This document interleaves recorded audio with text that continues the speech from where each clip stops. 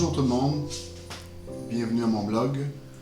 Le thème d'aujourd'hui, pourquoi les gens ne passent pas à travers les épreuves de l'existence de la même façon.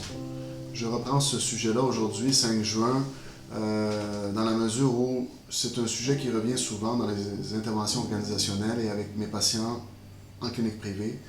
Alors, en d'autres mots, qu'est-ce qui explique la différence dans la façon dont les gens traversent les épreuves?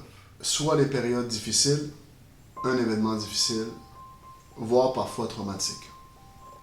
Nous parlons ici de situations où notre stress augmente de façon inhabituelle, où la situation nous demande aussi de s'adapter grandement. Par exemple, la décision de retourner aux études, après une longue période d'interruption, une période de changement dans le milieu de travail, une rupture amoureuse ou la perte d'un être cher. Parfois, sur une note plus grave, d'être victime ou d'être témoin d'un accident de la route, ou de retourner chez soi après les épreuves des feux de forêt de Fort McMurray en Alberta, par exemple.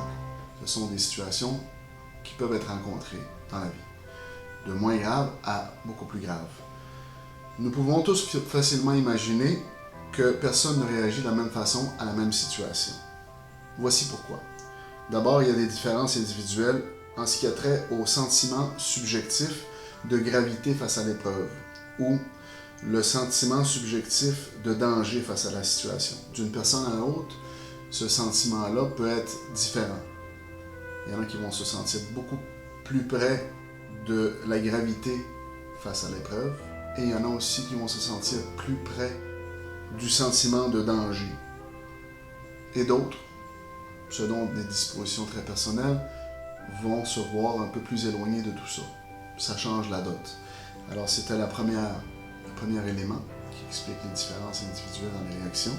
Deuxièmement, les différences dans les expériences passées. Troisièmement, des différences dans le tempérament et la personnalité. Quatrièmement, des différences dans les stratégies ou les outils d'adaptation. Cinquièmement, des différences dans les échelles de valeur.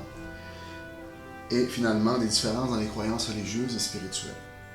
Même si la majorité des gens passent à travers des étapes psychologiques connues et des réactions communes, ces différences, qu'on vient tout juste de nommer, vont moduler la façon et le temps nécessaires à s'adapter à une même situation donnée. Nous mettons l'emphase sur l'importance de reconnaître et de respecter les différences individuelles chez soi et chez les autres, et ainsi de favoriser un processus d'adaptation sain et concordant avec le rythme humain. Merci beaucoup, à bientôt.